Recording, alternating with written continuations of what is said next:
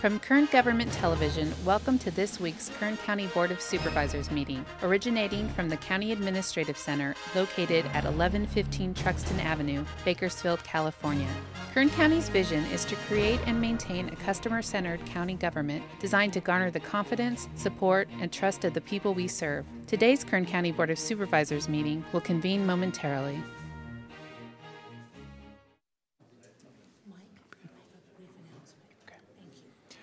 Good afternoon, everyone. Welcome to the Tuesday, September 11 meeting of the Kern County Board of Supervisors here in our PM session. We opened our meeting this morning with a time to remember 9/11, which, as we all remember, happened 17 years ago today. And we opened with a moment of prayer, silence for meditation, just as the evidence representation that we will never forget. And I wanted to say the same thing this afternoon. In the worst of times, we come together, and it was a blessing, I think, to see our country come together all at once. That, you know, as that day unfolded, and we saw that night and the next few nights happen. And I hope without such a tragedy, we can all be of one mind like that again someday here. But anyway, thank you for pausing for a moment for us to remember 9/11 here again this afternoon. The board will reconvene. Madam Clerk, would you please call the roll? Supervisor Gleason? Here. Supervisor Scribner? Here. Supervisor Maggard? Here. Supervisor Couch? Supervisor Perez? Here.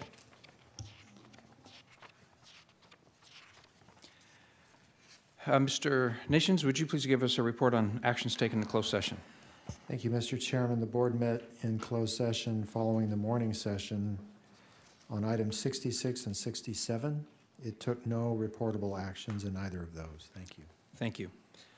We have some matters on consent to deal with first this afternoon. Consent items are considered to be rather routine by staff and routine in nature, and therefore they're typically voted on all at once. I'm going to go through what those consent items are in a moment, and if you as a member of the public have a question about an item, I'll give you an opportunity to ask your question. Then it'll be up to the board to see if they want to remove any item for separate consideration. So consent items begin on page 3 of our afternoon agenda with items number 5 through 10. On page 4, all the items 11 through 13. On page 5, items 15 through 22. On page 6, all the items 23 through 28. On page 7, items 29 and 30, and then 32 through 34. And on page 8, all the items 35 through 41. Do any members of the public have a question about any of those items on consent that you'd like to ask before we proceed? I don't see anyone. So, colleagues, would you like to, I would entertain a motion to approve the consent calendar or entertain whatever questions you might have. So moved. I'm sorry, and we also need to adjourn as the Board of Supervisors and reconvene as the Ford City-Taft Sanitation District. Thank you, Madam Clerk. Is that okay for your motion, Supervisor Perez? It is, thank you. Is there a second? We have a second by Supervisor Scribner. Please cast your votes. The motion is approved, 4 ayes, 1 absent. Supervisor Couch? Thank you. We have one item on consent for the Ford City-Taft Sanitation District. Are there any members of the public that have a question about that item? Thank you. Then, colleagues, I would entertain a motion to approve the Ford City-Taft Sanitation District consent item and then adjourn as the Ford City-Taft Sanitation District and reconvene as the Kern County Board of Supervisors. So, Thank you. Is there a second? Second. Thank you. Please cast your votes. Motion is approved, 4 ayes, 1 absent. Supervisor Couch? Thank you. We'll entertain the public's comments to us at the end of the session. It's not going to be a very long session, I don't think, but we'll take that at the end and go on. There are many people here to deal with other issues that are on our agenda this afternoon, and we'll let them go in the order that we have this laid out to expedite the efficiency for them. So next is an opportunity for members of the board to make any comments or reports to us. I believe that Supervisor Perez would like to say something. I do. Thank you, Chairman. I have an exciting announcement and some recognition of members of our county family that are worthy of making note this afternoon. And I'm so pleased and proud to announce that 2 of our county's outstanding business practices are being honored by the California State Association of Counties, at CSAC, of which I am the president. And they are being acknowledged as being among the most innovative and outstanding best management practices in the state. Launch Kern is developing a culture of continuous improvement. Our county's Lean Six Sigma initiative has received a challenge award, and our private-public partnership with Enterprise Fleet Services is receiving the award for merit. CSAC's annual statewide program honors innovation and best practices in county government. This year, CSAC received 267 entries. Of 58 counties, 267 entries. An independent panel of judges with expertise in county programs selected us to receive 2 top-notch awards, of which I am just so thrilled. CSAC has asked to present these awards to Kern County at an upcoming Board of Supervisors meeting, which we obviously look forward to welcoming and being a part of. The business practices here in Kern County that are being recognized are focused on service optimization and delivery. In other words, getting better and faster and cheaper at what we do. These practices have resulted in savings to the taxpayer of over $4 million. And this is just the start. $4 million. Hats off to Ryan, you and your team. It's remarkable. In particular, the public-private partnership with Enterprise Fleet Management is among the very best business models in the state and country, achieving significant savings for our county, while also improving working conditions and safety. Thank you to all of our county family members in particular who made these awards possible and for all the work you do each day serving the residents of this county. I wish I could take more personal credit for promoting the Lean Six Sigma here. It, of course, has been one of my Supervisor Mick Gleason's championed policy changes and is quite effective. I wasn't an entire believer at first, Mick, as you probably know, and here we are getting an acknowledgement from the state for having 2 of the best programs because of this kind of cultural shift that you in particular have really, and my colleagues have really been really stellar about this. So hats off to all of us, and of course Ryan and his team. This is exciting to see a government improving its efficiencies and really thinking about what we do from the perspective of you all. So thank you. $4 million, 82 projects, and over 18,000 man-hours saved by increased efficiency. So thank you for recognizing that. Any other members of the board have a comment or a report for us? Okay, then let's go then to item number 4. And that is the item that I think many people are here this afternoon for. It is a request from Michele Timmerman to appeal a director hearing officer's judgment on an issue that is at the corner of Snow and Calloway, I believe. Ms. Oviatt, would you please start the discussion? Chairman Maggard, members of the board, good afternoon. I'm here today with Craig Murphy, Division Chief for Operations. As noted, this is an appeal of the Director's Hearing Officer for Precise Development Plan 70, Map 102, which allowed for a commercial development to include a general retail sales, a convenience market, deli, 2 drive-through restaurants, and an auto service station with a canopy and an auto wash station in a C2 general commercial PD district. This site is a 4.3-acre parcel. It is on the northwest corner of Calloway Drive and Snow Road in Bakersfield. The site is designated GC, as I noted, by the Metropolitan Bakersfield General Plan and zoned C2. It's undeveloped. Access to the site is provided both by Calloway Drive and Snow Road. Both are the highest level of designation and arterial, 110-foot right-of-way alignments by the circulation element. The purpose of the general commercial zone district is to designate areas for the widest range of retail commercial activities, including shopping centers. The staff report on page 3 outlines in detail the overall development plan, as well as the phasing that has been provided by the applicant. So it's a 5,000 square foot general retail building consisting of 2 2,500 square foot units, a 3,000 square foot convenience market to include a 1,200 square foot deli, 2 2,500 square foot drive-through restaurants, a 32,000 square foot auto wash station, and a 16-pump auto service station with a canopy. The applicant did request 1 pole sign with a 240 square feet in area, not to exceed 15 feet, and 5 monument signs. That was the original proposal. The appeal that has brought us to the board today requests modifications to the project or an outright denial of the project. These are comments from the surrounding residential neighborhoods. Some of these neighborhoods are in unincorporated Kern County, but some are in the city of Bakersfield, including 2 comments from the Norris Middle School, approximately 25 individual emails, including some in support, and an original petition signed by 187 individuals. Today, the appellate has brought you another petition, which has been provided to your board. All comments and staff responses have been included in the staff report provided to both your board and the community. I'd like to summarize the comments of opposition and concern to this project into 3 categories. And then I'd like to address the staff response to these categories and what we have done in modifying the project to bring it to your board today. The first is traffic. Traffic and concerns related to the amount of gas pumps being related to the traffic.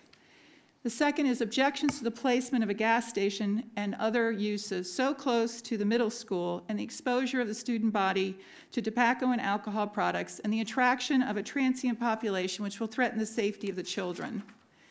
And lastly, the visual impact of the shopping center on the neighborhoods and the request for more landscaping, a redesign of the location of various uses, and objections to the pole sign, which at this point was going to extend 15 feet into the air. We have Craig Pope here from Public Works who can speak more in depth about the traffic, so this is a summary based on our consultation. Concerns have first been raised that large over-the-road trucks from Highway 99 would travel to the station, and many comments have called it a travel plaza. This approval will only permit the zoning category of auto service station. That's confirmed in condition number 2, which specifically only approves an auto service station.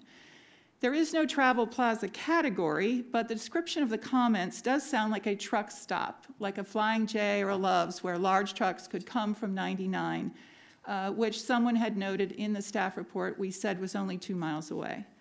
That category in the zoning ordinance is called a truck fueling without repair facilities, and it is not in this approval today. That is specific special heights for the pumps and accommodation so that the trucks can get in and out with their movement distances. So there is no approval for a truck fueling station, and there is nothing in this site plan or this gas station that could accommodate those kinds of trucks. A traffic study was conducted for the project and provided in the staff report. An explanation memo has also been provided addressing some of the issues. Calloway and Snow is a major intersection on the circulation element. It's included in the Metropolitan Bakersfield Transportation Fee Program. It currently operates at a level of service C, which is the standard, and that will not change with the project and the required improvements. Based on the phased construction on site, there would be construction of 2 westbound lanes, 1 northbound lane, 2 southbound lanes, curb gutter and sidewalk, additional signalization, as well as deceleration lanes. Traffic study shows that the traffic generated will not increase traffic and will actually decrease the average delay times for drivers at the intersection, as well as providing sidewalks for walkability and pedestrian safety. One of the main concerns that's been made is that that intersection is not improved. It would be improved by this project. There would be striping, there would be crossings, and there would be signalization. The second category is proximity to Norris Middle School. We have carefully reviewed the concerns raised by the school district and concerned parents and educators. The school district representative at the director's hearing communicated that the school district does bus their students from surrounding neighborhoods. I would like to remind your board that the choice of a location for a public school and the construction of that school is not under your board's authority. The State of California School Architect's Office approves the location in conjunction with the local school district's request. As we all know, Norris Middle School was constructed piecemeal as the population in Northwest Bakersfield grew. At one time, it did house an elementary school, and it actually dates back to the 1950s and 1960s for some of their buildings. In 2013, an expansion plan was funded from bonds, which is still being completed. However, in 2002, the Kern County Metropolitan General Plan was updated as required by state law, and this corner was already designated at that time, in 2002, for general commercial. This change was completed in the mid-1990s in conjunction with changes to the residential designations on the west side of Calloway. And while it is true that the zoning was legally required to be changed to be consistent, the implementation was delayed. The zoning was residential, which is not legal under state law, and so it was not fixed until January of this year. case law clearly states the general plan designations are the base guide and not the zoning ordinance. In working with the State of California School architect, the surrounding general plan is required to be consulted. However, with the exception of airports and certain hazardous waste sites, having a general commercial site which would have such uses as proposed today is not generally considered objectionable to the State of California School architect. While the traffic study did look at the cumulative traffic in the area, and this ultimate developer is required to do all of these improvements, it is actually the responsibility of the school district to pay for improvements to regional traffic impacts, as your board has no jurisdiction to either approve or condition the expansion of the school, which has been raised by many commenters that we should take that into account. The concern raised on the sale of tobacco are also outside the authority of your board, with the exception of illegal sales to minors, which, as you know, there is a public health undercover operation to randomly sample such operations and bring prosecutions for illegal sales to minors. Tobacco is a highly regulated and declining consumer product. Staff has independently looked at gas stations in the surrounding Bakersfield area for major chains, and the applicant has indicated this would be a major chain. We have not actually located one that actually still advertises tobacco products on the windows of the station. However, even if this location did choose to advertise, your board has no legal authority to regulate the content of advertised for legally operating businesses. We would direct any comments of those types to the applicant, the original applicant, who might be able to express what the policy of the tenant that they are pursuing for a gas station is. The applicant has indicated that the gas station may pursue an application for a Type 20 ABC license to sell beer and wine. Such a license requires a separate hearing in front of your board and is not before your board today. No application has been filed with this department, although a preliminary application has been filed with the State Alcohol and Beverage Control. The future public hearing, if they file an application, will afford the operator of the selected gas station to explain more fully to your board their internal layout for access to alcohol and any policies regarding advertising.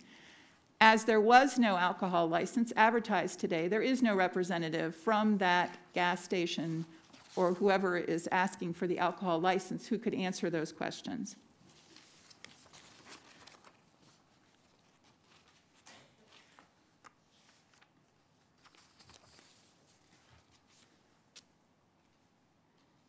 The last category is neighborhood compatibility.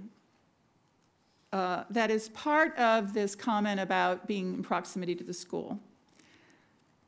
The applicant has been in communication with neighborhood representatives who and can more fully explain his presentation in regards to things such as the design guidelines of what this will look like. He's also been asked about moving around the location of the, if Mr. Murphy could point to the car wash. So this is where the car wash is, and then where the gas station is, and then the location of the school based on that location, Mr. Murphy. Just point to the corner. So the traffic study has been done based on these locations. The entrances to this has been based on these locations, and it would be up to the applicant to determine whether they could fit those types of uses on the property differently. However, there are things that staff has recognized needs to be amended in recommending this project to your board. So the director's hearing approved it one way. We are bringing it to your board with amended conditions. First of all, we believe that the neighborhood's concerns about the fit of this project into the neighborhood in regards to the surrounding landscaping is a valid comment. We are therefore requiring landscape berms around the entire project in conjunction with a 15-foot landscape buffer and an additional 25 trees along the project frontage, which will ensure screening and support for the neighborhood aesthetics.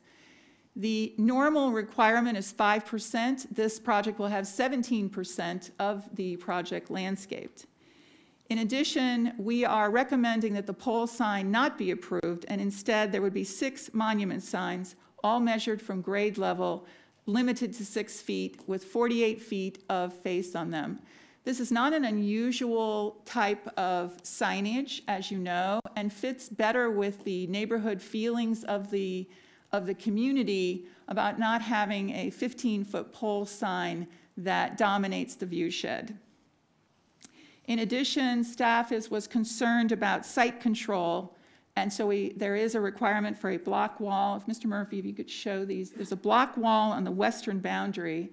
However, the rest of this property is designated commercial. Therefore, instead of putting a block wall along the back boundary, we are requiring a split rail fence, which I'm sure you've seen on other developments like Castle and Cook, where as they develop a piece of property and they're waiting for the next phase to happen, there is some site control to prevent people from wandering in and out of the project, and it creates a definition for security and others.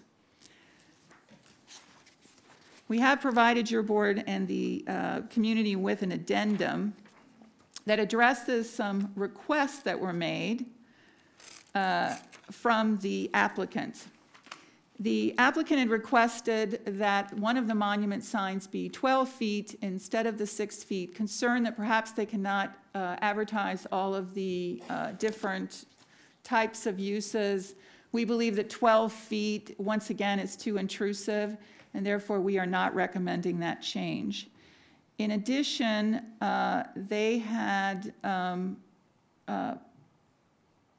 requested that we look at the landscaping along the deceleration lane. So this is a turn lane, which is a perfectly appropriate for this use. And their concern is that with the type of parking they have to do, if Mr. Murphy can point out the handicap parking, which is the crosshatched, and the kind of lanes that they need, that putting 15 feet along that one stretch would be difficult. Therefore, we are proposing that along that piece of frontage, that it be reduced to 5 feet of landscaping. They can still put in a berm, they can still put in trees, but we do need to take into account this is only a 4.3 acre project, and there are parking and other kinds of trash enclosures and other sorts of things that they have to accommodate. We believe that the same amount of, they requested the elimination or making it down to 3 feet. Staff believes that is too small for the support of trees. Therefore, we are proposing 5 feet. In addition, we are clarifying some of the road improvements, that the requirement actually includes improvements off-site 350 feet north from the project boundary. There is a piece that needs to be tapered, needs to be completed. The roads department has looked at the traffic study and believes that this will be a completion. So we have clarified that recommendation. Staff continues to support this project because it is zoned and designated general commercial.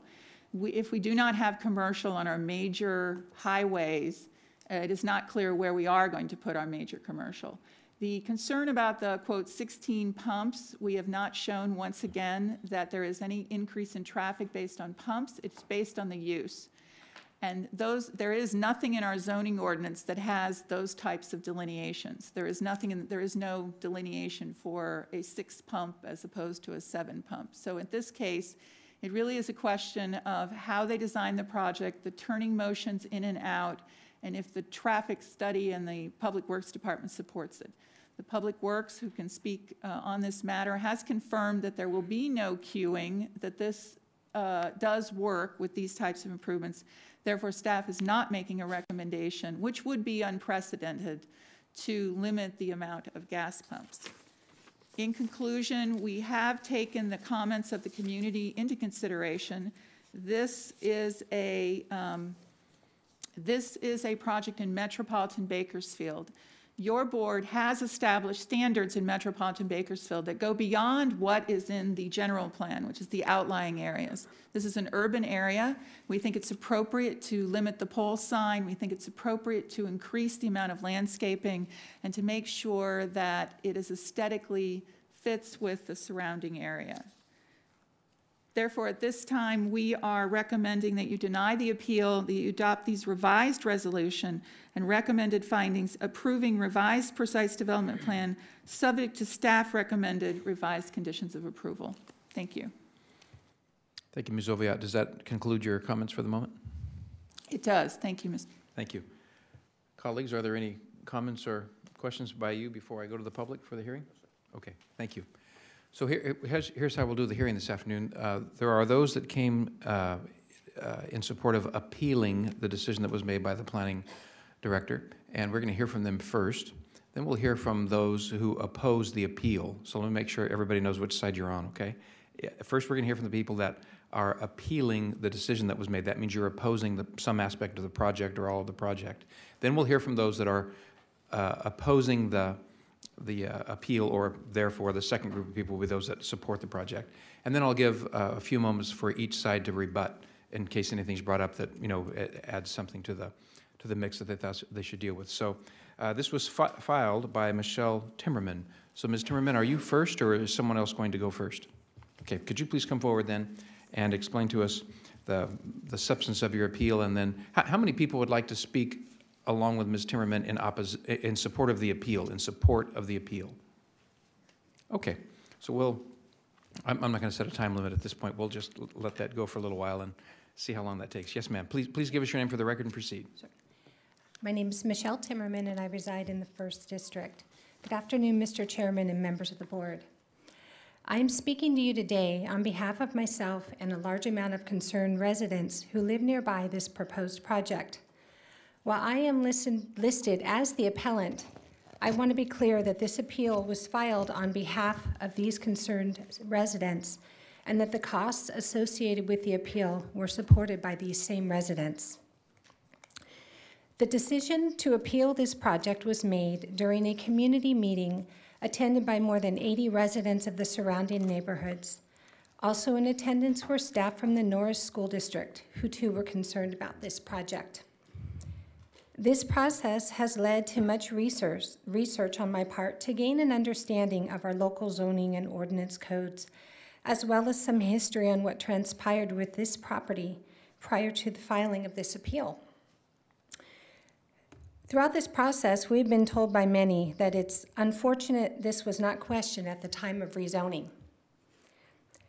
On January 12, 2017, the County Planning Commission approved a rezoning of this property from Estate 5 or E5, which is defined as larger lot, single-family, residential development, uses typical of and compatible with quiet residential neighborhoods, to a C2 commercial precise development, which is defined as the widest range of retail commercial activities, including regional shopping centers and heavy commercial uses.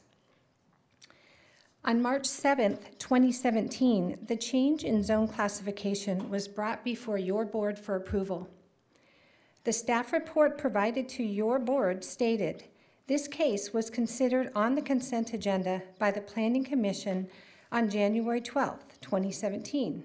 There being no one wishing to speak on the matter, the item remained on consent, and the Planning Commission adopted Resolution 9-17 by a vote of 5-0 in favor, recommending your board approve the zone change as requested.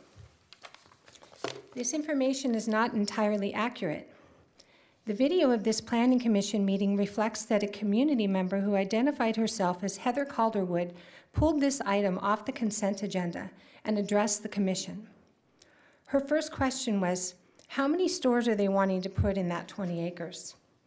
She was advised by staff, and I'm paraphrasing more or less, that this was not, there was no proposed development at this time, and that would be held taken care of at a second hearing. She then asked, so at that time is when I would ask my questions about that much commercial property there, of which she was confirmed that yes, that would be the time to do that. The item was then voted on separately and approved.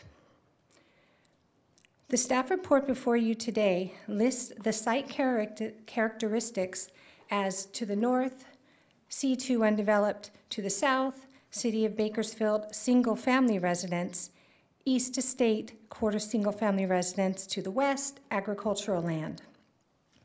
While these terms describe the land from a technical aspect, what gets lost in these terms is the fact that this is the area that thousands of residents and taxpayers call home, and that at the southeast corner of the intersection is the Norris Middle School, where more than 1,000 students attend school each day. There is also an elementary school scheduled to be built about a block to the west of the corner of Snow and Calloway in 2020. This in and of itself is a unique situation that we believe warrants consideration. When we as a community met, there were several concerns, most related to the safety of the students and our neighborhoods.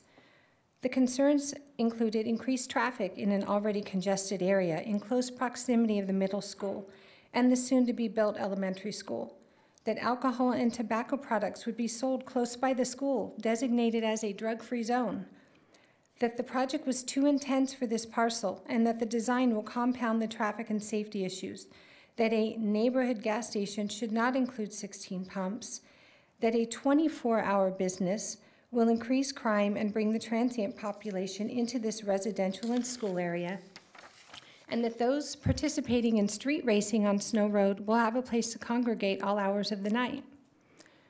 There was a collective concern that the traffic study conducted by the applicant was not sufficient. The study was conducted on one day between 4:30 and 5:30 p.m., therefore not taking into account AM or school traffic. The study makes no mention at all of a school being within the vicinity, although it is well within the traffic study area. The study identifies roadway segments that will operate at unacceptable levels with the addition of project traffic. And while the report references roadway improvements that are expected to mitigate some of these issues, the completion date for most of these is 2035, and that is nearly 2 decades away. Why are these mitigations not required to be completed prior to a commercial project being allowed if we have already identified the impact it will have on the traffic? There were concerns that our property values will decline. This is a valid concern. Most of us have faced declining values well below our purchase price over the years, and only now are seeing the market shift. Increased crime and traffic can impact these values. The flyer that advertises the sale and lease of this commercial lot describes the property as being 2 miles off of Highway 99. This would seem to indicate the intention to market highway users, tourists, and visitors to come into the neighborhood for services. Other concerns were whether the project would fit in aesthetically with the neighborhood, what type of businesses will be allowed to go in. Unfortunately, what we have learned is that a C2 zone district allows for nearly any type of commercial business. So where are we now with this project? We know that the county planning director has been working hard to make conditional and landscaping changes to the original project plan, and we thank her for her efforts. We like the conditions that the county has placed, and we believe they are a step in the right direction. However, we believe that there is more that can be accomplished to make this a more suitable project. We therefore ask that your board condition this project in the following areas. 1, restrict the hours of operation for any business on this property to no later than 10 p.m. to eliminate the 24-hour activity, as there are limited law enforcement resources allocated to this area. 2, reduce the intensity of this project through reduction of gas pumps and/or number of proposed buildings to aid in the traffic and safety issues. It is my understanding that tenants have not been secured for all of the proposed buildings, and it would seem that until this project is officially approved, your board has no obligation to place any pending lease at a higher priority than the safety and well-being of your constituents. 3, condition this project site for architectural consistency. The applicant has submitted a rendering that reflects a Spanish style. We want to ensure that the style for one building is consistent for all. Some of the pads have not been sold and no tenant identified. We want to make sure the center has some sense of uniformity. We appreciate the applicant submitting a rendering of the Santa Barbara Spanish style building. However, our neighborhood is primarily a Mediterranean and Tuscan style. I would like to close with a couple of comments regarding my personal experience in this matter. Throughout this process, there has been coverage in the media and social media. There have been some very derogatory and hateful comments directed our way, and even aggressive and threatening comments suggesting that we should walk away. Our concerns are not meant to allege that our neighborhood is better than other neighborhoods, nor that it is more important than other neighborhoods, but that it is where we live and that we care about what happens in our neighborhood. That concludes my comments, and I thank your board for your time. Thank you, Ms. Timmerman.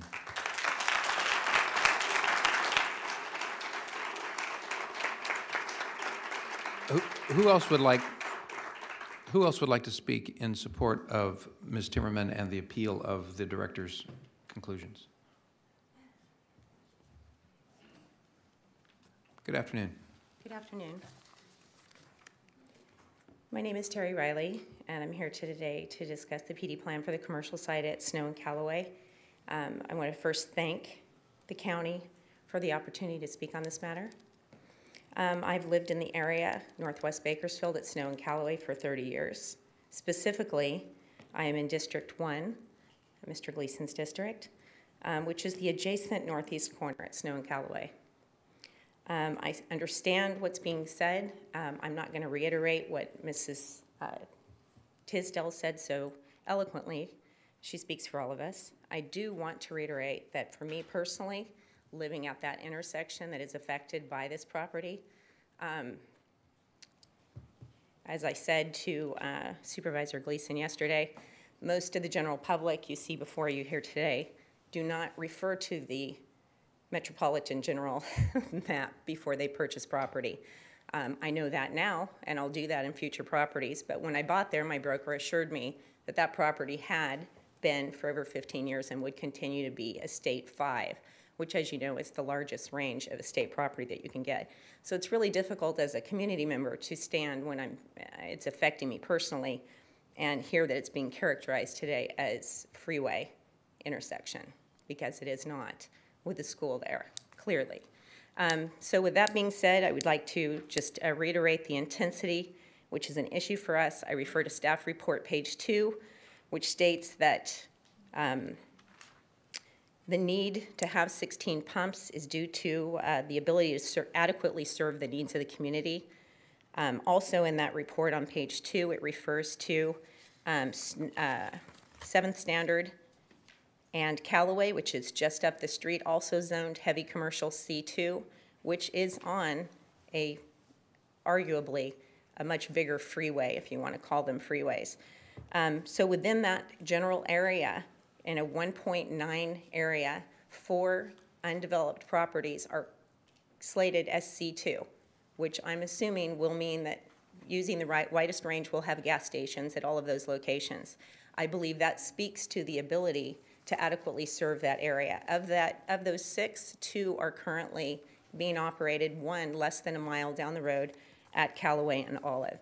So I did want to just kind of reiterate and speak to the adequate services available to those neighbors in the community there. And I believe that if you agree with that, would be a reason to take a look at the intensity of the site. I also asked the planning department on a personal note, again, because I live in the adjacent subdivision, why C2 rather than C1? C1 would be more consistent with what you would see in a neighborhood. And if you go out to that property, given that the school is currently there and has been there since the 1800s, as Michele said, it is currently a neighborhood. We consider it a neighborhood. So that is a question that I have. And then further architectural design, as Michele also said and went into great detail, and I won't. We met with the developer, who seemed to be extremely willing to work with us on making some changes to make it more community friendly. We have, however, only received 1 rendering, and today we're asking you, as a board, in the spirit of the precise development, to ask that before the permit is pulled, that there be a conditional consent with regard to this property, that Phase 4 and Phase 5 request and require further renderings so that we can show that it is consistent, all future building is consistent with the neighborhood, and is also consistent with the buildings that we're going in Phase 1 through 3. So again, I appreciate all of the time that we've been given by the supervisors in the last couple of weeks. And thank you for the opportunity to speak. Thank you, ma'am.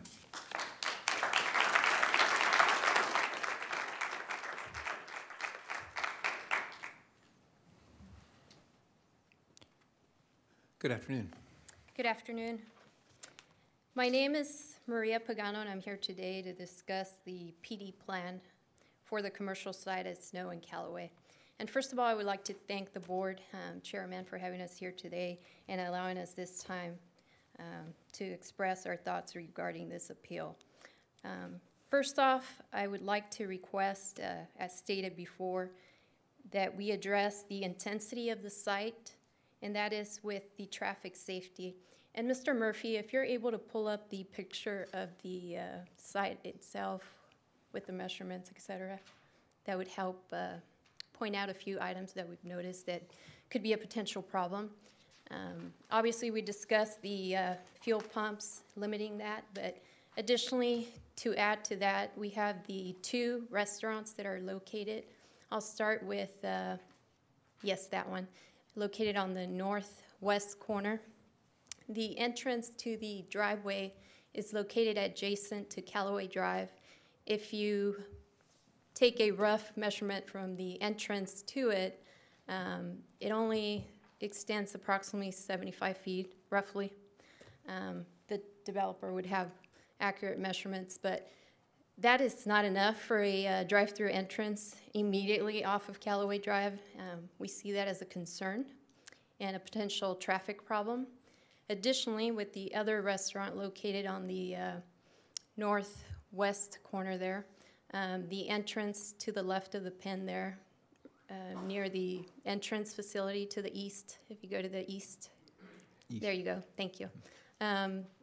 The entrance located slightly left of that is also a pretty short lane for traffic. And if traffic starts backing up going into the drive-through, that's going to cause another problem with the backup.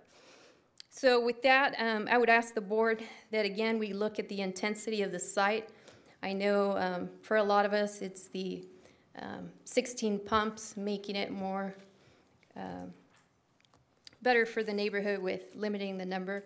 But additionally, like expressed earlier, the architectural consistency and the operating hours. Again, that goes to the safety of the neighborhood, and we request that we limit that to 10 p.m. What I can say for myself, I have lived in the neighborhood which will be impacted by this development. I chose the neighborhood 18 years ago. It did not choose me. The developer, Mr. Alexander, chose our neighborhood. We did not choose him. If we lived in a perfect world, we would make one change, and that parcel would have never been designated as C2. And everyone here can probably agree to that. It's standing, talking on behalf of the appeal. If this PD plan is approved today, Norris Middle School will be the first public middle school to have a gas station directly across the street. Again, we didn't choose the developer. He chose us and the location. Norris Middle School was established in 1880 when a farmer by the name of Robert Norris donated the land to the Norris School District. That was a huge win for the county and education. Here we are, 38 years later, and all we ask is that our children's safety is addressed. With a few changes to the PD plan, it can be accomplished, and that's what we ask from you today. Thank you for your time. Thank you, ma'am.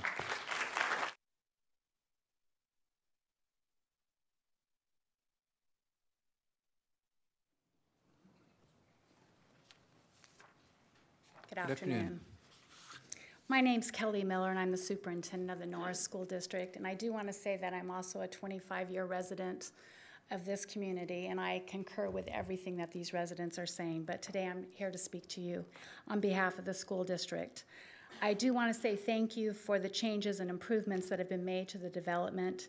As I communicated in my letters to Supervisor Gleason and the Planning Commission, the position of the Norris School District is based specifically on the safety and well-being of our students.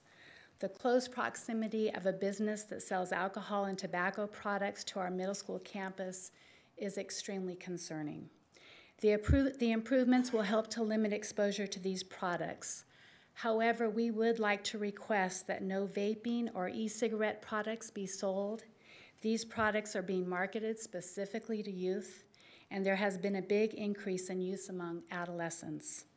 I hope you see this as a reasonable request that you will not allow any vaping or e-cigarette products be sold on a pad immediately across from the school, which is less than 1,000 feet from the proposed school store. Secondly, we share the concerns of the concerned citizen group in regards to traffic and safety intensity. Our middle school campus is on the opposite corner, as you've seen in the drawings. All 4 of our elementary campuses feed into the school. And I invite you on any morning between 7:45 and 8:15 and 2:45 and 3:15, and you will see the traffic problem yourself. And that's why we're concerned about the possibility of more traffic. We ask that the developer do everything possible to keep our students safe and minimize risks to pedestrian traffic and our parents at all costs. Thank you for listening to our concerns. We appreciate your consideration on these important matters related to the safety of our students. Ms. Miller, could you pause there for just a moment? You bet. Supervisor Gleason would like to ask you a question. Ms. Miller, you heard Ms. Oviatt say that children are bused to your school. Is that a correct statement? Children are bused to our school, but we cannot force our children to ride the bus. So we have many who walk to school. So you have many who walk to school. Thank you very much. You're welcome. Thank you, Ms. Miller.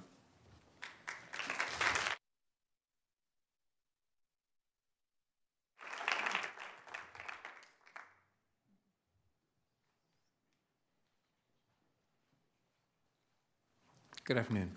Good afternoon. My name is Katie Romanini, and I have a son that will be attending Norris Middle School. He will attend in approximately 2 years, and I am concerned about what is going across from our school. This will be the only middle school my child will have the opportunity to attend, since all 4 schools do feed into one school. My child at the age of 9 has already said what he is influenced by. He says that even being a mother, I know that I can guide him at home. But as for things, he may be bused to school, but he will be doing outside activities such as track, which is released about 4:30 in the spring. They are supposed to stay on campus, but as Ms. Miller has stated, our students, when they are dismissed, will have an opportunity to walk over there. Even if we are directly there, they might have that few minutes to get that influence. I'm scared of the transient population that will be there and the fact this is a C2 zone, which means anything commercial can go into that area, including tattoo parlors. I hope that you will be able to at least limit what is going to be located there so our children will not be influenced by this. As an educator, I see this as a we're directly affecting our child's safety and education today. Thank you. Thank you, ma'am.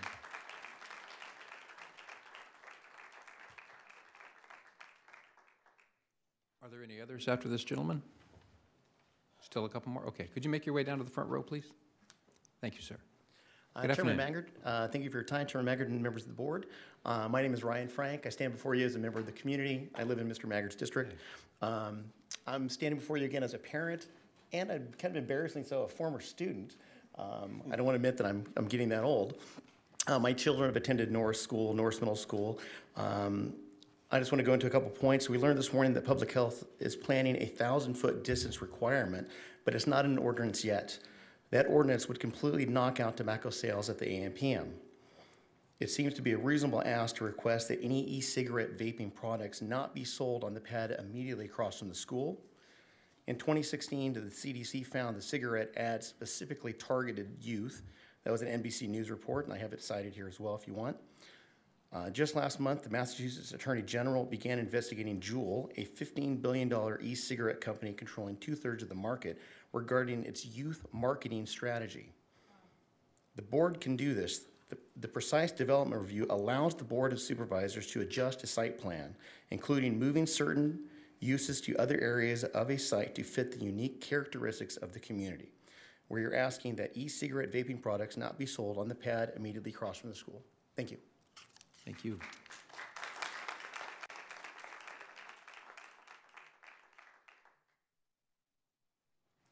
Good afternoon, sir. Good afternoon. My name is Dennis McLean. I've lived on Snow Road for 40 years. During that time, I've seen a lot of changes, a lot of housing. The city comes in, been in there, and the housing has increased. And What I see with this project, I don't know how they can put that many buildings on such a small parcel. It's all vacant right now, and I know the roads are going to be hurt with all the traffic. And also, I don't know too many 24-hour businesses that are considered to be used in neighborhoods. So I just don't know how that ARCO is going to fly. And I want to thank my neighbors for all the support they've brought this afternoon, and thank you for your time. Thank you, sir.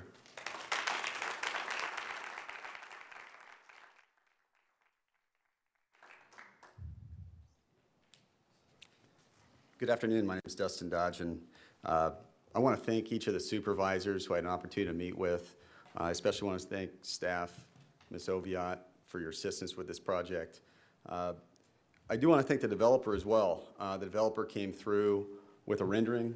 Thank you, Mr. Alexander. And one of the things that you've heard today that cannot be done by the board is limiting advertising. I want to thank the developer for his commitment to restrict advertising of tobacco and alcohol sales through the CC&Rs. So that private agreement is important to the extent that can't be met. What I do want to say about the conditions are, again, thank you to staff, because those conditions directly address some of the concerns of the residents, and that's much appreciated.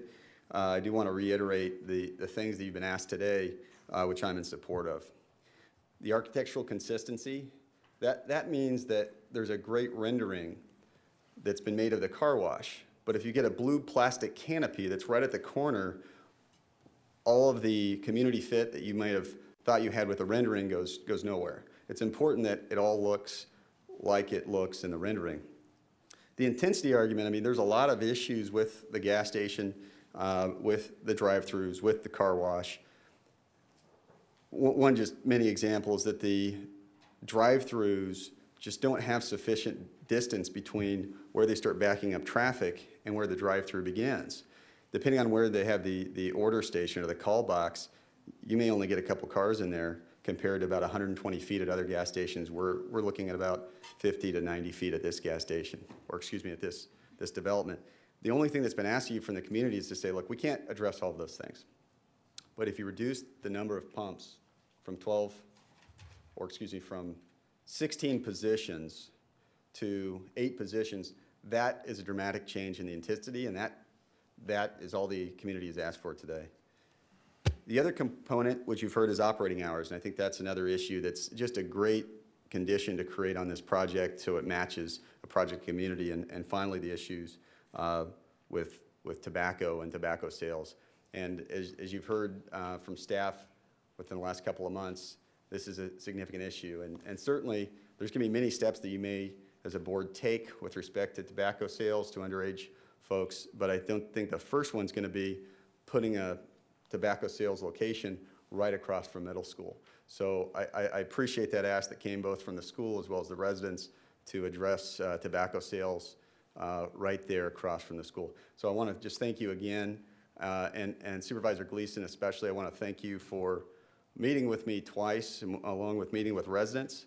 And something that was really important that you did that showed how important this was to you is you came out to the neighborhood and you saw the project. That's a really big deal. So thank you again, and I appreciate your consideration. Thank you, Mr. Dodgen. Thank you. Are there any others that would like to speak in support of the appeal before we go to the developer, the applicant?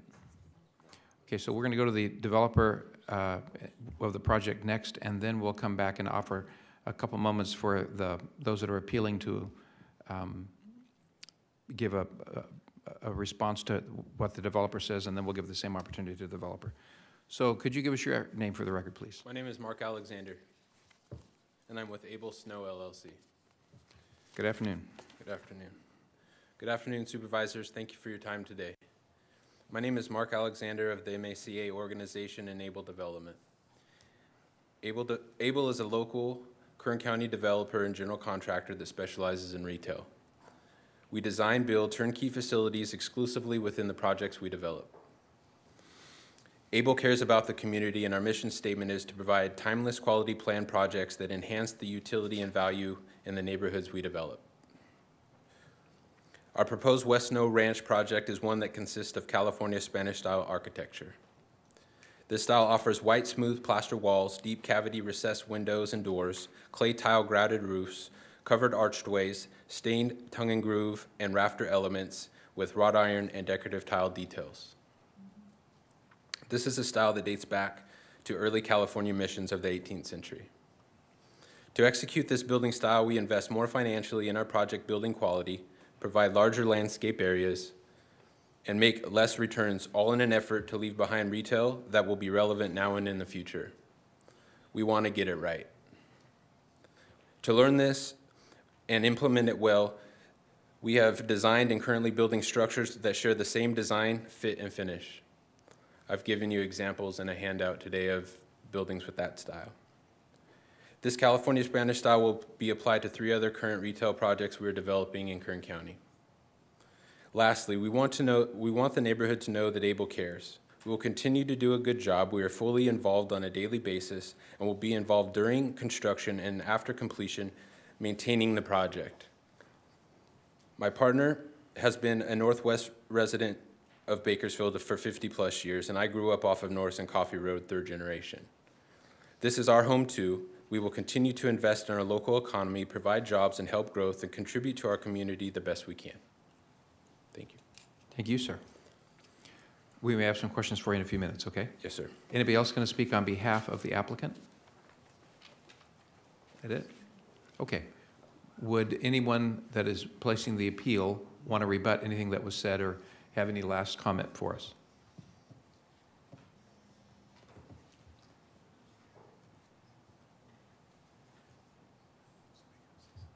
Indulge us for just a moment.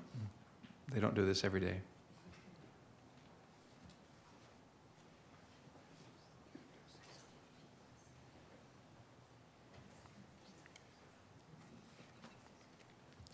Could you give us your name once again, please? Yes, thank you. Terry Riley, again speaking in opposition, and I thank Mr. Alexander for his comments. Respectfully, I would state that in speaking with or hearing the comments from the opposition, we're asking that it be consistent with our neighborhood and not consistent with his other projects in other locations. So in order to work well within the neighborhood, we would ask that it look like our neighborhood, even something similar to what's down the street with the Olive Calloway is more similar to our neighborhood than the Spanish style. Thank you. Thank you, ma'am.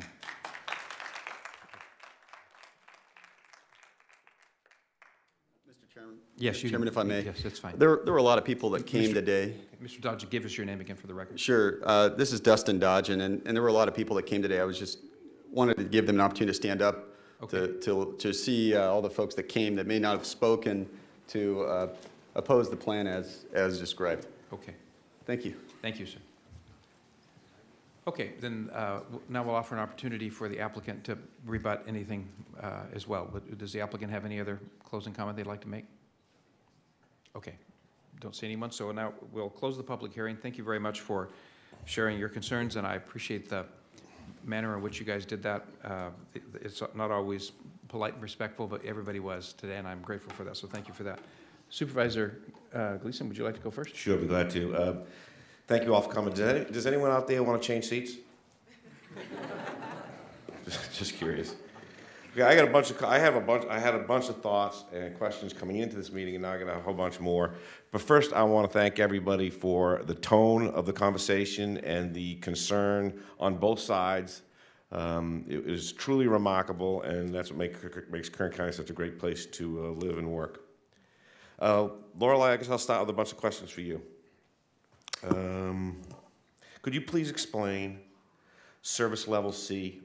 Before you ask your questions, do you have any comments you'd like to make overall about what you've heard? Supervisor Gleason, to the chair, I would like Mr. Craig Pope to come forward and address the traffic issues, but level of service C is a Craig Pope question. Okay, good. Okay. Have we ever, Ms. Oviatt, restricted any gas station in terms numbers of fueling pumps before? Have we ever done that? We have not, and I do have a comment on that. So in actuality, their proposal, the comments from the community were perhaps it should be C1. We have checked the zoning ordinance. This gas station would be allowed in a C1. The difference is that in general highway commercial, which is the highest level, you're allowed to have repair, minor maintenance, and other sorts of services. And I think it is appropriate that we make sure we condition this project. We'll write it into condition number 2 to be clear that they cannot add an oil change, they cannot add minor repairs, they cannot add tire service, and they cannot add maintenance, since that is not technically allowed under this zoning.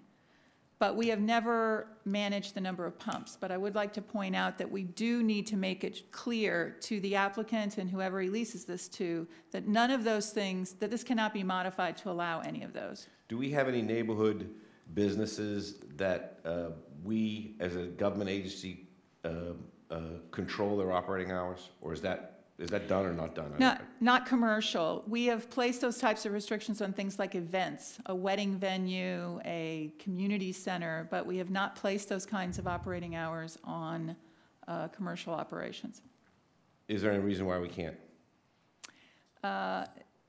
The issue will be are you providing a competitive disadvantage to them? And there is an equal protection, which I will send over to County Council.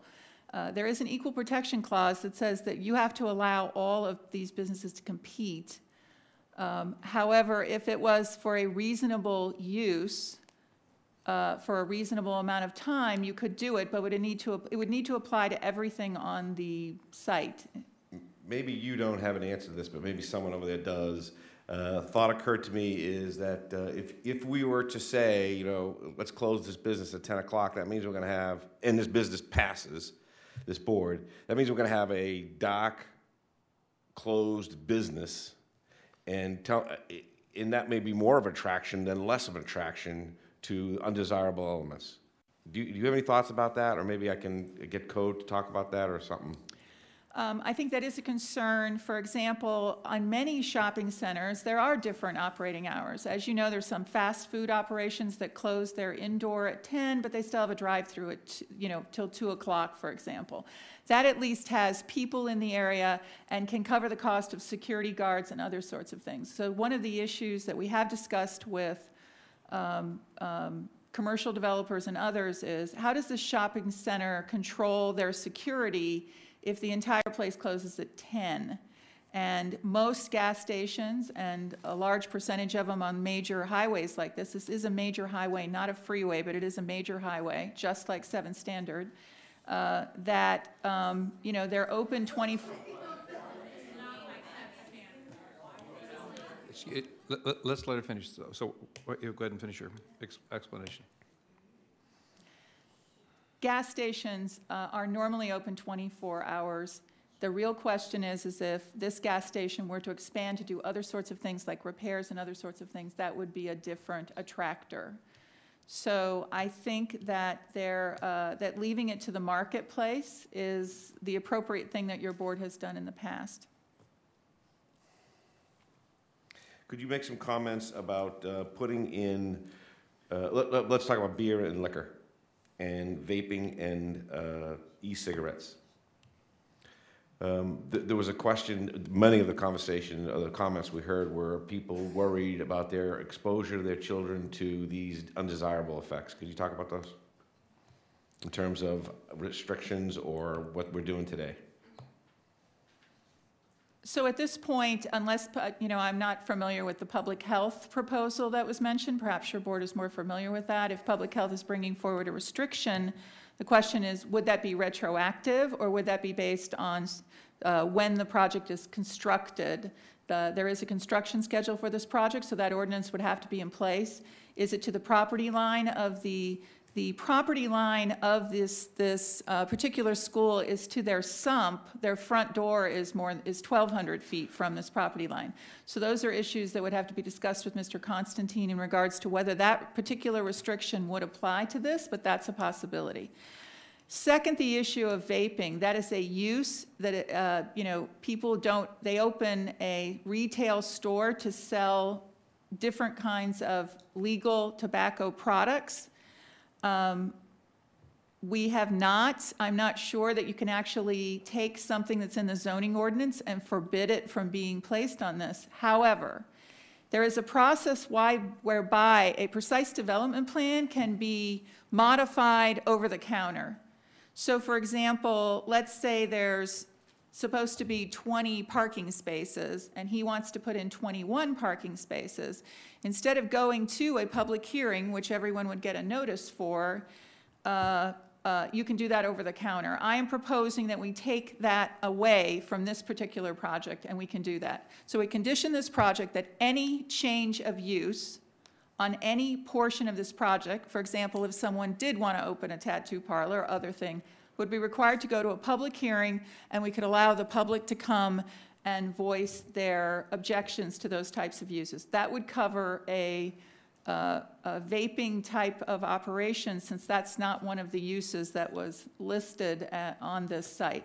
Controlling what an AM PM sells is a different conversation. So the second condition that I am proposing is a condition that removes the allowance to have what we call over-the-counter changes. All changes to this PD plan, including changes of use for building permits, must go to a public hearing. Okay, last one for you for the time being. Could you let me see if I could say the zoning history of this thing so I understand it. It was, you better do it, E5 until 2002. Could you go over that? Yes, this is an unfortunate situation. The general plan controls, that is state law. You can't change something backwards, meaning, well, it was zoned E5, therefore we should go back and change it to residential.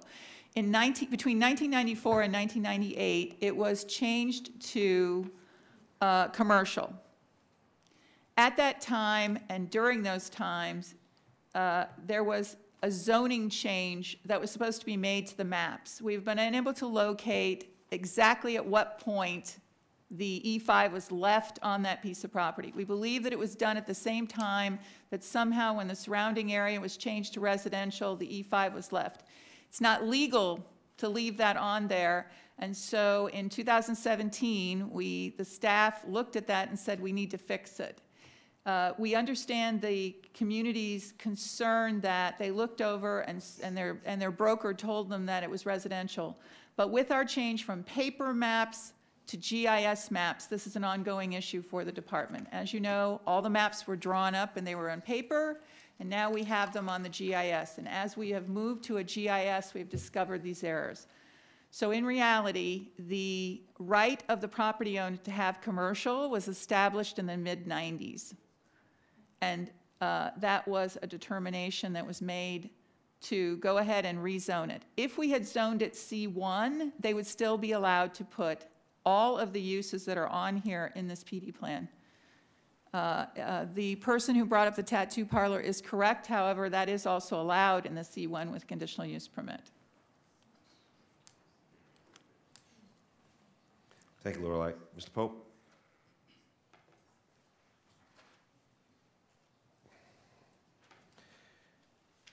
Several issues were brought up today that give us all concerns. Traffic safety, child safety, the concessions that these developers have made to improve in traffic, or, you know, is it getting better, is it going to get worse, or talk to me about traffic and its in this project. Sure, Craig Pope, Public Works, through the chair to Supervisor Gleason. The intersection can be a mess at times, and most of the mess is caused by the school, coming and going from the school. It's our opinion, looking at the project as defined and as proposed and as mitigated, that it will actually improve with the project. It'll be a cleaner intersection. The signals will be where they are expected to be. The pedestrian traffic will have more defined limits as to where they're going. We think it'll actually be an improvement.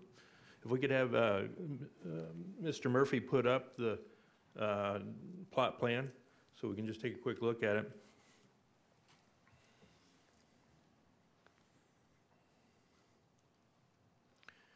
What the major improvement is going to be is that intersection, which is right now, it will be dirt, and pedestrians going across there don't really even know where to head. We'll have a defined intersection, ADA compliant.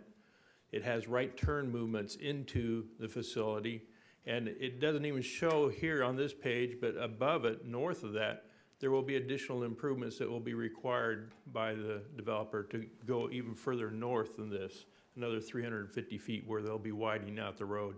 And traffic will be flowing through there smoother. So we're gonna have right turn movements so they won't be in the way of the through traffic. And the through traffic will move smoothly with a fully improved intersection with controlled signalization. Do you know the distance from Norris Middle School to that gas station? Or do you know, Ms. Oviatt? What's the distance? Does it exceed our code requirements? Could you repeat the question? Distance from Norris Middle School to the gas station. From property line to property line, we measured 1,200 feet to that sump that's on the corner. Property line being? I'm sorry, 600 feet to the sump. It's 1,200 feet to the front door. 1,200 feet to the school. To the front door. To 600 feet to school property, which Correct. is the sump. Right. But the building is 1,200 feet. That is what we found on the GIS. If it's incorrect, the superintendent is here and perhaps can give you that information. Okay. Anything else to add, Mr. Pope? One of the things that we look at when, or one of the things we don't look at is the number of pumps. A gas station is a gas station. It really tends to be a capture. People don't use it as an ultimate destination. They're driving there on their way home from work to work, and they stop and get gas. So the number of pumps in our world does not equate to a more intense use.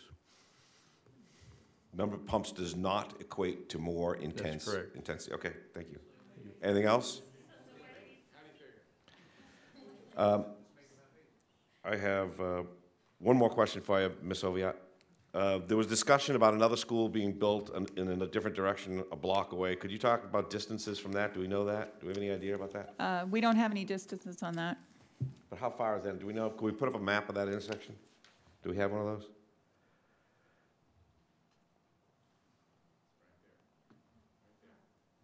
Okay, so that is, that exceeds the distance that we currently have. Oh, I don't know, I'm eyeballing this thing. You guys tell me. About the same distance from Norris. I think it's a mile. Yeah. I don't think it's a mile, but I think it's Half mile. over 1,000 feet, I'm guessing. Okay, got it. Thank you very much. Appreciate it. Mr. Alexander, could you come up, please? Mark Alexander, Gable Snow. Thanks, Mark. I appreciate your demeanor and your effort to work with these neighborhoods. Talk to me about your history as a developer. Tell me a little bit about you and your business and your development in Bakersfield. Sure. So I started as a commercial real estate broker with Colliers T International, specializing in land and development services. I started in 2005, and I worked my way up through the trenches and learning the land business. In 2009, I started working with my partner, Terry Bedford, who is also a local business operator here in town that has a concrete business. And we developed the southeast corner of Allen and Noriega, which is another retail project in the county. After that, we developed the interchange at Olive Drive and Freeway 99 and State Road, which includes an approved Best Western Hotel, Arco AM/PM, and Cali Burger Restaurant. We have one pad left to sell, which is our best pad. We're currently processing development plans at the southeast corner of Panama and Gosford. We're having approved PD plan and improvement drawings for another development at the southeast corner of Old Farm Road and Rosedale Highway. And we are doing this proposed project. So you have a history of construction here in town, and you have a future here of construction in this town. Yes, sir. Have you ever had a project we've had this much opposition? I've never had a project appealed, sir. So what do you think about it? If you, in the light that you want to have continuing business in this town? Look, we care about the community. I'm third generation from here. We spend a lot more extra money on building projects that leave money on the table. We want to leave a lasting legacy, like I said in my spiel, that provides retail that is viable now and in the future. I mean, I work tirelessly 7 days a week. I coordinate with the best architects, legal counsels, civil engineers.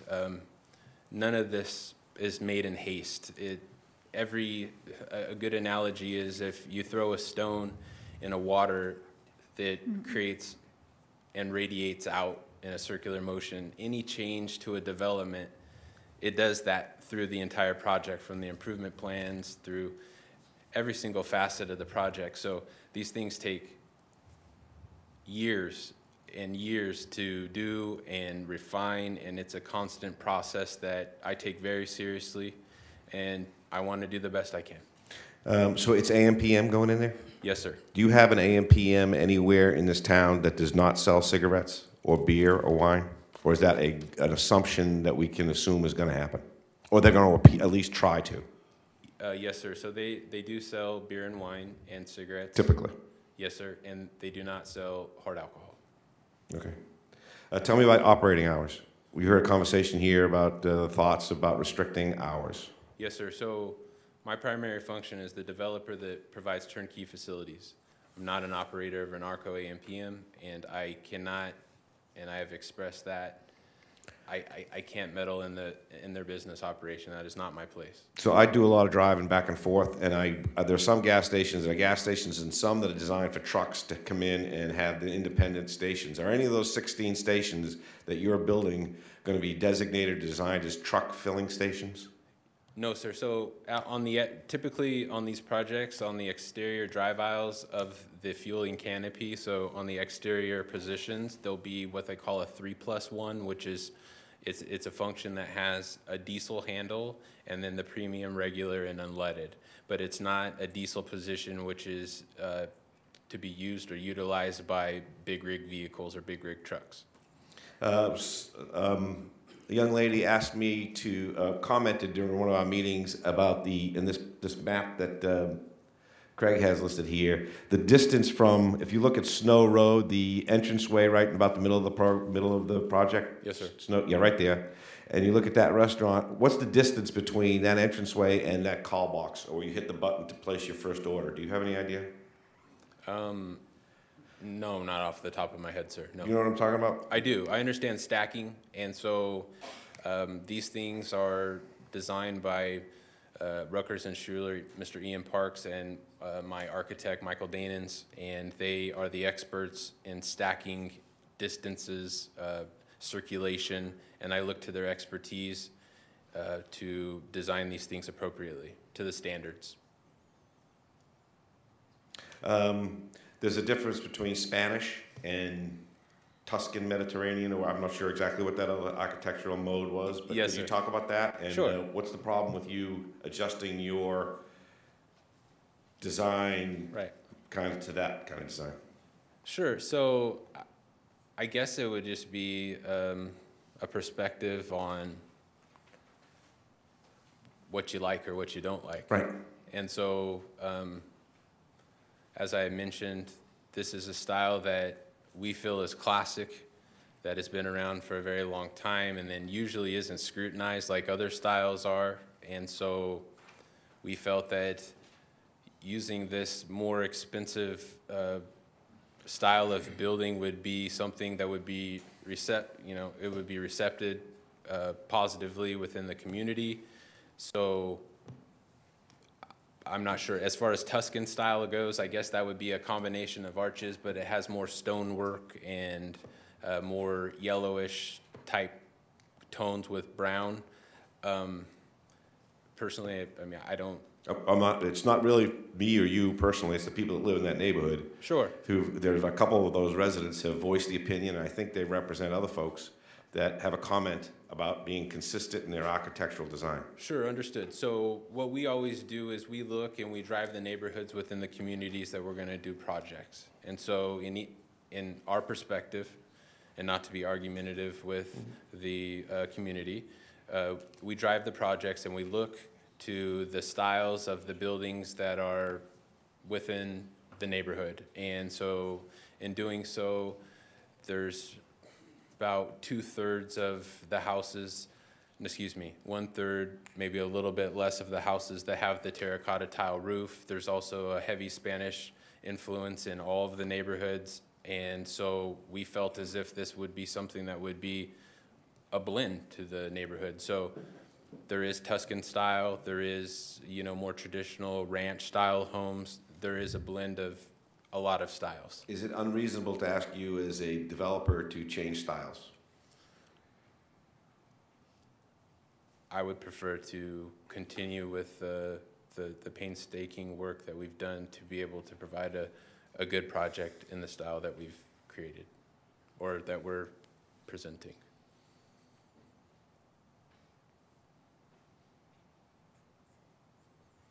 That really doesn't answer my question. So I know you would. And I don't blame you.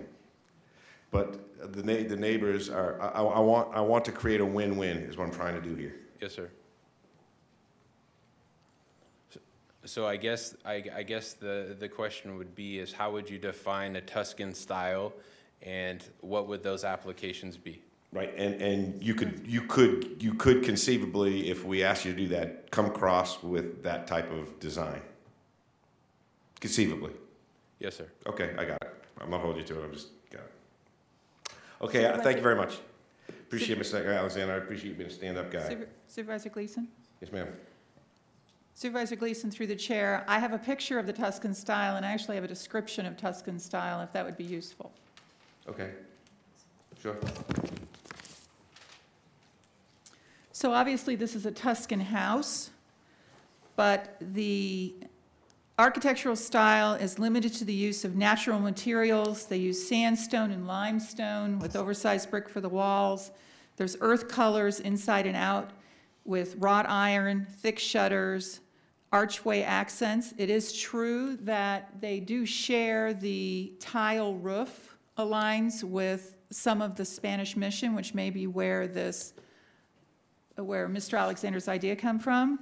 It's usually in dark colors, and then the stucco in ochres, reds, and golden yellows. But this is an example of Tuscan style, which, as you can see, is more has more limestone and brick and other sorts of things than the more simple style that Mr. Alexander had brought forward. Mr. Alexander, one more question. You may not be able to answer this right off the top of your head, but is this unreasonable for you? Again, so I guess it would be a question of the application and what would be required so that we can evaluate the cost of either adding or subtracting from the designs that we've put forth. Thank you, sir. When I first met these folks, they were Mr. Dodgen and Mr. Johnson, thank you very much for meeting with me. And they were representing a wide variety of people and what they were asking for. They had 5 or 6 asks. One was to come up with a relief design. One was to do a traffic study, understand the traffic a little better. One was to reduce the number of pumps from 16 to something else. And I can't read my writing here. But there was a couple other things, and so I brought those concerns to the developer, and through the work of hard work of Mr. Johnson, this gentleman, they worked with the developers, and they came back with 3 more concerns. And the ask for us today, essentially, is I think there's a resignation in the community that the time to change from a gas station to not having a gas station there has come and gone. I think that day is in our rearview mirror. And I think the gas station is there. I think it's C2, whether it's C1 or C2. I guess that's an issue, and we could work about that. But it is what it is, and we have a business that has made investments, and they want to come into that community, and they're trying to come in as a good neighbor. And so I applaud that. The last 3 requests that I heard, the asks I heard from Michele and other ladies coming to talk to me, was the intensity of the site with the number of gas pumps, architectural consistency, and operating hours. I can see architectural consistency. I think it's critically important that we try to find something that matches the neighborhood. I think that would be really nice. I think that would be a welcomed addition to that community if we had a really nice looking building that matched that neighborhood. So I'd like to see that. I appreciate the changes in all the landscaping. I appreciate you adding the berms. I appreciate your doing away with the signs. I appreciate your coming across with the monument signs to make this thing look more presentable to a community that it fits. I appreciate the traffic. I think the traffic flow is going to be better. I think the sidewalks is going to be improved, and that's going to help the safety of the kids. I think the four-way crosswalk is going to help. I don't believe that this gas station is right across the street from the school. I think there may be elements of the school, but the school is down a ways. So I want to create the win-win. I want to approve this project. I would like to see some changes in consistency of the architectural design. I'm not sure about the operating hours, whether that is something that we really even want to do. I think nature will take its course, and that business will react to the business climate it's in and respond appropriately. So in terms of the final three requests that Michele, you asked, you had the intensity of the site, architectural consistency, and operating hours. I'm willing to go with you on architectural consistency. I want to hold the developer to those. I want to see architectural consistency, not just for that site, but if we can also, as a county, build on those other sites that put some deal in there so it's architecturally sound or consistent throughout the neighborhood. Operating hours, I think nature will take its course, and I'm not sure you want to have a business that closes at 10 o'clock. It may add problems. And the intensity of the site, I don't think it's a government function. I think I'd be overstepping my role as a government agent to go into that business and tell him he can only have X amount of pumps. I don't think that's my job. And I think, so that's where I'm sitting, and I'm waiting to hear from sorry it takes so long, but I'm waiting to hear from my colleagues. Thank you all. Ms. Oviatt. Supervisor Gleason, through the chair, if I could address the standalone tobacco sales, which was brought up. You asked for some thoughts. When you're ready, I have a condition that not only requires any changes to the site plan or change of use go through a public hearing, but if any of those changes of use are specifically for a standalone tobacco category. So what you call their smoke shops or your vaping retail shops are called in our ordinance tobacco category. That would allow that category has not been placed into this. Mr. Alexander has not asked that retail be a tobacco category. Therefore, we are going to take the position that right now he does not have the right to bring that category into that retail shop. If he did bring that person in, it would have to go through a public hearing, and the community and your board could make a determination at that time. So I wanted to offer that as another condition when you're ready. I'd like to bring up two questions that the neighborhood brought just to see what just clarify to make sure they understand as we wrap up here. I think it was Ms. Riley requested a future hearing when phases 4 and 5 are developed. What is the requirement for that, and explain to us what will occur if we don't do anything other than follow the normal course, or if we want to assure that to them, does something different need to be done?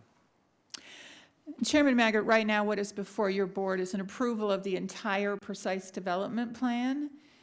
Your board does, just as I recommended this condition, your board could approve the phases. On page, you could approve only some phase of this and say that you want to have them bring specific uses forward. You could condition it for the different phases. So essentially, you would only be approving whatever portion you're saying, half of the PD plan with the rest to be for future hearings, because the developer has provided 5 phases, and they are outlined on page, I see council looking, page 3, phase 1 through 5. So if that is something your board would like to consider, you could do that. Thank you. I'll leave that to Supervisor Gleason. Mr. Pope, I have a question for you about traffic, please. The neighborhood expressed concerns about, they didn't use the word, but the word that comes to my mind is the sawtooth development of the road of Calloway going from Snow Road north to 7th Standard. And is that a half a mile or a mile above? Yeah, I think it must be a mile. A mile. So I think you said that 350 feet up north of the property line, this developer is going to make improvements to the road. if I understood you correctly. But will the next phase, not next phase, will the next development to the north that's being proposed, I think there's one to the north being proposed, will it extend those also? So how long will the neighborhood have to wait before they see a fully improved road that, you know, won't have these variances in them? Mr. Chairman, we don't have a time frame, or planning, do you have a time frame? I don't know that I have one, but the next developments would do that.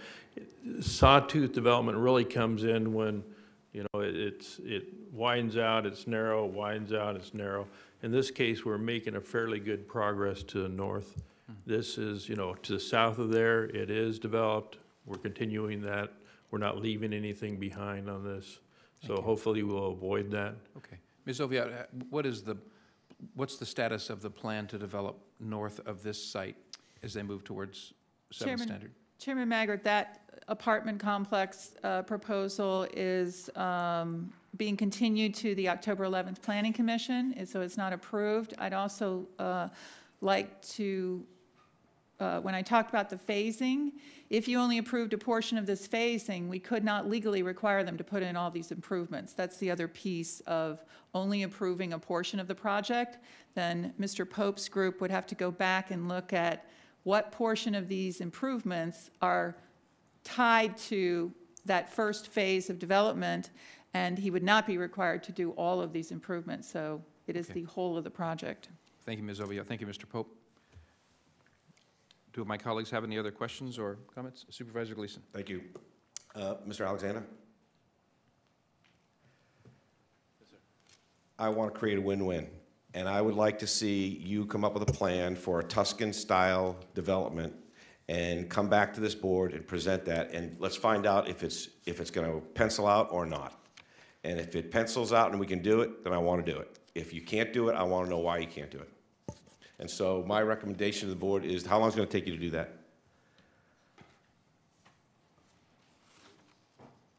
2 weeks. What's our schedule? If I could ask the clerk what's our next October, what's our October date?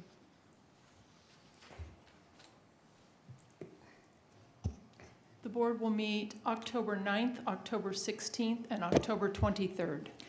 Supervisor Gleason, through the chair, I would just ask for time. He has to prepare this, and then we want to make sure we have all of these various conditions for your use. So we would ask for at least October 9th. And if it's a blended type of proposal, I'm okay with that. I want you to look at the problem, see if you can do it, and come back to us and tell us whether you can or you can't, and we'll move forward with it. I think these neighbors have done a great job, and they're willing to go with you, but they need a win.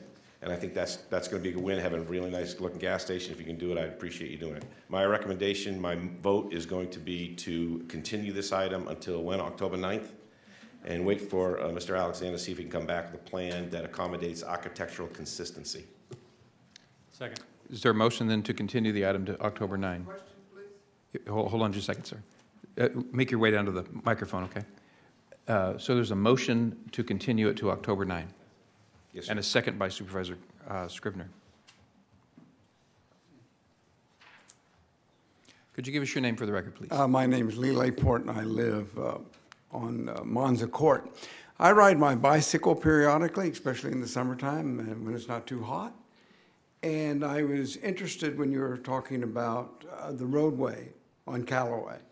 The Calloway roadway, especially with the development that's going in there, is very dangerous for bicycles because of the fact you're on paved road and then there's not a paved off-road, you know? So either you're on the road and cars are coming by you or you go into a pothole. And so I think that there would be a very dangerous condition now, especially for children, because once you put the A&P store there, they're going to have a reason to go to the store and buy cookies, crackers, pop, or whatever. And so I think it would be very important to make sure that there's a bicycle lane from all those developments on Calloway, especially the brand new Lennar development and everything, that it would be safe for bicycle traffic to go to the convenience store. So I appreciate you. Thank you, sir, for expressing that. Mr. Pope, do we have a standard for bicycle lanes on, is that an arterial? Is Calloway and arterial? Is it, we would have to double check this to make sure, but to make sure that there was one plan for this corridor. But if so, then we can stripe accordingly. Very good, thank you. There's a motion then and a second to bring this matter back to the October 9 meeting of the Board of Supervisors. Any other questions or comments by my colleagues? Please cast your votes. The motion is approved. 4 ayes, 1 absent. Supervisor Couch. Thank you. Thank you all. I suppose we'll see many of you on October the 9th, and let's hope in the meantime that more compromise can be found out here. Okay, next is item number 14. Is that right, Madam Clerk? Item number 14, which is a proposed authorization for the installation and financing of photovoltaic solar equipment near the Lerdo Complex. Mr. Alsop? Yes. That is not Elsa Martinez. It is not, Mr. Chairman, members of the board. Mr. Ayala from my office will handle this item. Good afternoon, Mr. Ayala.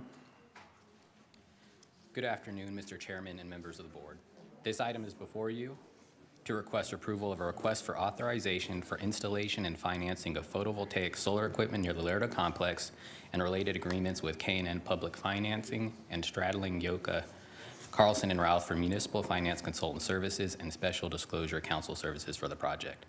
In early 2016, the General Services Division presented your board with an evaluation of solar project feasibility, as well as potential bidding and installation options. In order to take advantage of current market conditions, the County Administrative Office is recommending that a new project be implemented near the Lerdo Complex. The project would consist of design, installation, operations, and maintenance of 2 ground-mounted solar systems.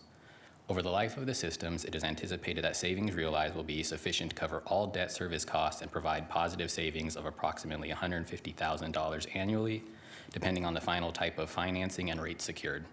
A subsequent step is the issuance of the request for proposal, which will require the vendor to provide innovative strategies for the project. Today, the County Administrative Office is seeking your board's approval to enter into the finance consultant and special counsel agreements on a sole source basis. Both of the requested vendors have the necessary expertise for the project and historical knowledge of Kern County debt practices. The purchasing division has reviewed the sole source justifications and concurs. The proposed agreements have been approved as to form by County Council. The county's financial team will work with the municipal financing consultant to assemble the required documentation for the financing. This financing documentation will be presented for your board's consideration at a later meeting. Therefore, it is recommended that your board approve the requested authorization for installation and financing of photovoltaic solar equipment near the Lerdo Complex and authorize the chairman to sign the agreements with KNN Public Finance, LLC for municipal finance consultant services in an amount not to exceed $67,500 and with Stradling Yocca Carlson Rauth for special and disclosure counsel services in an amount not to exceed $46,500. We're available to answer any questions you may have. Thank you, Mr. Ayala. Are there any members of the public that have a question or comment with regard to this proposed authorization to install photovoltaic solar equipment? Okay, I'm going to come back to the board. Colleagues, the recommended action is to approve and authorize the chairman to sign. Motion on staff's recommendation. Is there a second? Second. Thank you. Please cast your votes. The motion is approved. 4 ayes, 1 absent. Supervisor Couch. Thank you. Next is item number 31, which is a proposed increase in the salary range for behavioral health and recovery specialist. Aide specialist is 1, 2, and 3, and a number of others. So would that be Mr. Brown? Thank you, Mr. Chairman. Thank you. Good afternoon, Chairman Maggard and members of the board.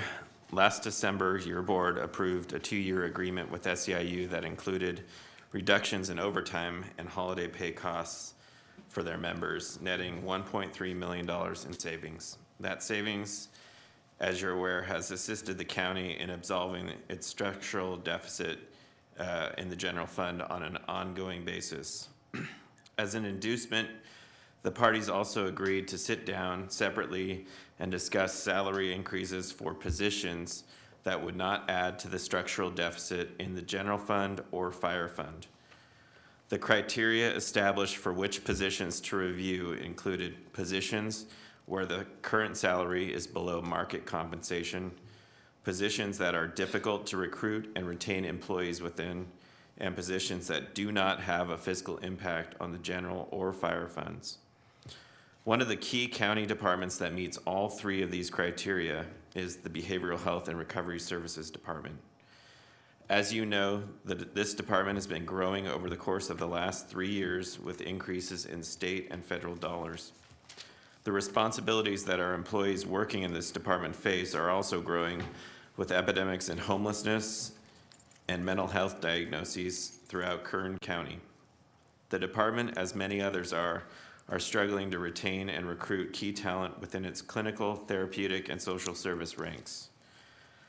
Staff from the CAO and Behavioral Health spent several months surveying our counties of comparison and other employers, both public and private, to determine whether our positions in that department are below or at market compensation. The proposed changes before you today are the product of thoughtful and thorough discussion internally and with our external stakeholder, SEIU. The proposal before you would increase the salary ranges for 24 classifications and provide unique special pay categories for those behavioral health employees working in the department's most critical and acute teams. As desired, the new ranges increasing between 5 and 15% in salary would bring these classifications up to or closer to the average salary of our competing market. The CAO is committed to helping achieve our county's strategic objective of becoming a model of excellence in managing our business and our people. Today's request is directly related to that objective. As the Behavioral Health Department seeks to fill many vacancies in these key functions, the new salary ranges will allow us to attract candidates from different talent pools to come work for and serve in Kern County. It will also assist the department in ensuring that the talent we have invested in over the course of the last 15 to 20 years stays working and serving in Kern County. The fiscal impact of this item is an increase of approximately $3.6 million annually. This increase will be covered completely by non-general fund revenue sources from the state and federal government.